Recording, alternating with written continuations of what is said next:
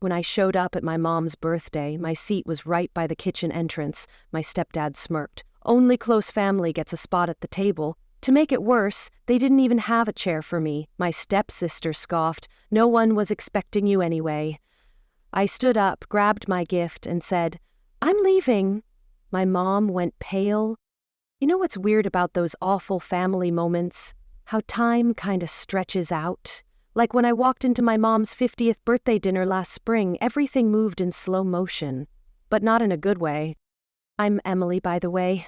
Not the daughter anyone at that fancy restaurant would have picked out as Carol's kid. My brother Brian got mom's blue eyes and easy laugh.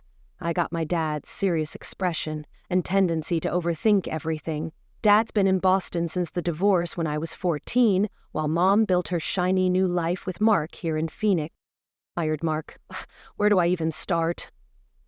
The neighbor turned stepdad, who never missed a chance to remind me I was from the previous chapter of Mom's life.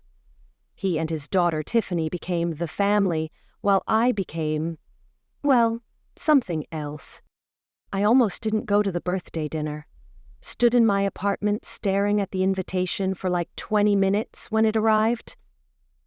The restaurant was some overpriced place downtown with those tiny portions that leave you stopping for fast food on the way home. But I'd found this vintage locket that looked exactly like the one Mom's grandmother gave her years ago.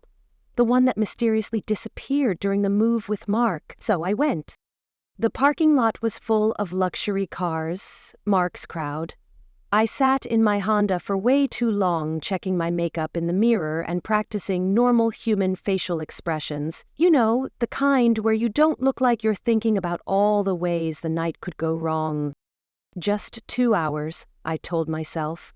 Drop off the gift, eat some fancy lettuce, sing happy birthday, and escape. Inside was all crystal and white flowers and people who smelled expensive. Tiffany spotted me first. Champagne already in hand, though dinner hadn't started. "Emily? You actually came?" Her surprise wasn't even slightly disguised. She air-kissed near my cheek, somehow making it feel like an insult. "Love the dress. Vintage, right?" The way she said vintage made it clear she meant cheap. I mumbled something about being happy to celebrate Mom and escaped before I could say what I was really thinking. Mark was holding court with some business guys, but peeled away when he saw me. "Emily, what a surprise." His smile was all teeth, no warmth. "Help yourself to whatever. Your mother's around somewhere." Then poof, back to his important conversation. Thank God for Brian. He found me hiding by the bar and gave me a real hug that almost made me tear up. "You made it. I wasn't sure after that weird last-minute invite." Last minute? The invitation had arrived 3 weeks ago, but from Brian's face I could tell other people had gotten much earlier notice. Mom finally spotted me while I was talking to her sister Karen. She looked beautiful, hair freshly colored, wearing a navy dress I'd never seen. Our eyes met across the room, and for a second, I saw something like panic flash across her face. But then Mark called her name, and she just gave me a quick wave before turning away. "Don't take it personally," Aunt Karen squeezed my arm. "She's just playing hostess." When dinner was announced, everyone started looking for their place cards. I checked the main table, nothing. Checked the tables nearby, nothing. Was starting to feel like an idiot when Mark appeared behind me. "Looking for something?" The smirk. Always with the smirk. He pointed toward a small table partially hidden behind a decorative screen. "You're over there by the kitchen entrance." I walked over in a daze. Sure enough, there was a single place setting at a table clearly meant for people they had to invite but didn't want to talk to. My name card was handwritten, unlike the fancy printed ones everyone else had. "Only close family gets a spot at the main table," Mark said loud enough for nearby guests to hear. Then he shrugged like, "What can you do?" before returning to sit beside Mom. The final insult? There wasn't even a proper chair, just one of those metal folding chairs that pinches the back of your legs. Everyone else had cushioned seats. I stood frozen, still holding my gift bag, feeling people staring. Tiffany glided by, all fake concern. "Is something wrong?" When I didn't answer, she added, "No one was expecting you anyway. Mom sent that invitation as a formality." I saw Brian at the main table, watching. He started to stand up, but Mom put her hand on his arm, saying something that made him sit back down. So there I was, perched on a wobbly metal chair while servers kept brushing past me, the kitchen door swinging open inches from my back. Mom was laughing at the main table opening Tiffany's gift, some inside joke I wasn't part of. A woman at the next table gave me this pitying look that somehow made everything worse. The first course came, fancy lettuce with stuff sprinkled on top, just like I predicted. I pushed it around while watching Mom hold court from my exile spot. Every few minutes a server would bump my chair with a rushed "sorry," making me scoot forward again and again. I remembered birthdays from before, when she'd insist I sit right beside her, how she'd squeeze my hand under the table during the awkward singing. When did that Mom disappear? As I sat there, memories played in my head like a sad movie marathon. Last Thanksgiving, when family photos on display somehow only showed the new family. My college graduation, where Mark accidentally got me a ticket in the nosebleed section. Each thing seemed small on its own, but together, they told a pretty clear story. The locket in my gift bag suddenly felt stupid and childish. I'd been chasing a relationship that only existed in my memory. Then a server bumped my chair harder, splashing water on my dress. Something in me just broke.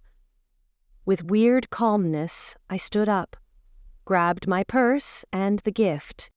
"I'm leaving," I said, not shouting but loud enough that people noticed. Mom's head snapped up, her smile freezing as our eyes met, the color drained from her face. "Emily, wait," Brian called, standing despite Mark's visible annoyance, but I was already walking out, not running dramatically, just walking with purpose, like I should have done years ago. I'd barely reached my car when I heard her behind me. "Emily, stop right there!" Mom was hurrying across the parking lot, wobbling in her heels. "What do you think you're doing? You can't just walk out of my birthday dinner." I turned, keys in hand. "Really?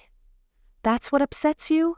Me leaving, not your husband putting me at a reject table with a folding chair by the kitchen?" She looked embarrassed, at least. "It wasn't like that.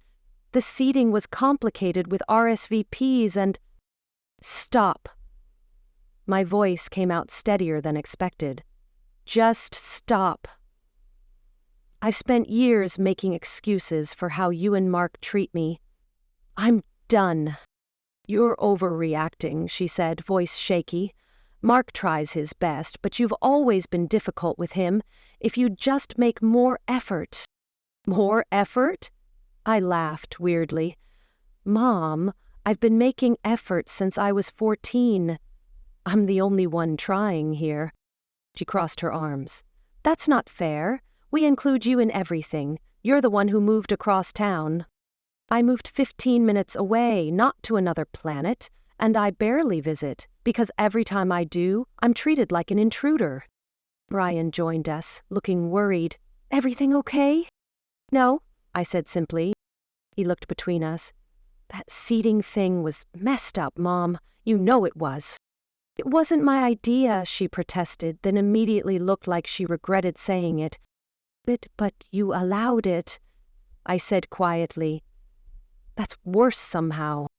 Her eyes filled with tears. "It's my birthday. Can we not do this? Come back inside. I'll have them move you." "To where? The bathroom? The parking lot? I wanted to be seated with my family in the first place." Brian put his arm around me. "She's right, Mom.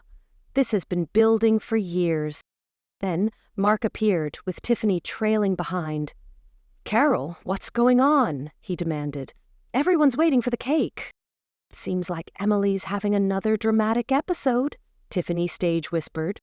"Not helping," Brian snapped. Mark looked irritated.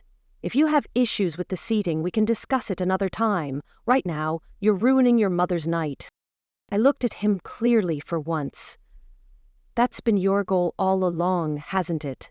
To make me the problem? Congratulations, mission accomplished. That's enough, Mom said sharply. Both of you stop. Emily, please come back inside. But I could see it. She wasn't asking for me. She was worried what her guests would think. I'm not going back, I said, holding out her gift.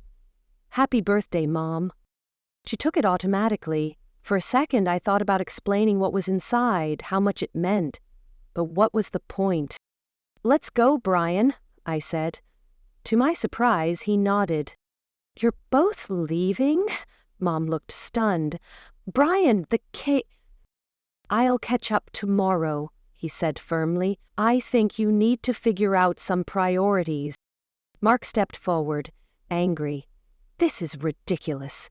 Carol, tell your son. My son? Something finally seemed to click for her. That's part of the problem, isn't it? My children versus our family. She looked at me differently.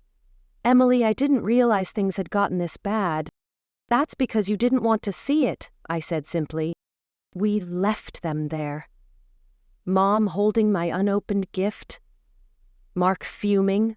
Tiffany awkwardly shifting around. It wasn't dramatic, but it felt right, like finally lancing a wound. Brian and I went for coffee at this ancient diner where the waitress called everyone Hun. He told me he'd been planning to move out anyway. Tonight just sped things up, he said. I've watched how they treat you for years. It's not right. Next morning, my phone blew up. 3 voicemails from Mom, ranging from mad to crying. A surprisingly nice text from Grandma Joan saying she was disappointed in how things were handled, and Aunt Karen offering her guest room if I needed space. Mom showed up 3 days later. She'd opened the locket, was wearing it actually. We talked for hours. I told her about feeling erased, watching her choose Mark's comfort over me. She denied, defended, and finally listened. I didn't think it was that bad, she admitted. I told myself you were independent, that you didn't need me hovering. There's a difference between hovering and caring, Mom. Things didn't magically fix themselves, they never do, but something changed when I finally walked out. Some burdens are heavier when you carry them silently. 6 months later, we're still figuring it out. Mom comes for coffee every other week, just us, no Mark or Tiffany. Brian moved into an apartment near mine. Last month, Mom suggested dinner for her half-birthday and asked me to help plan it. Somewhere casual, she said, just family. Is family, it's a start.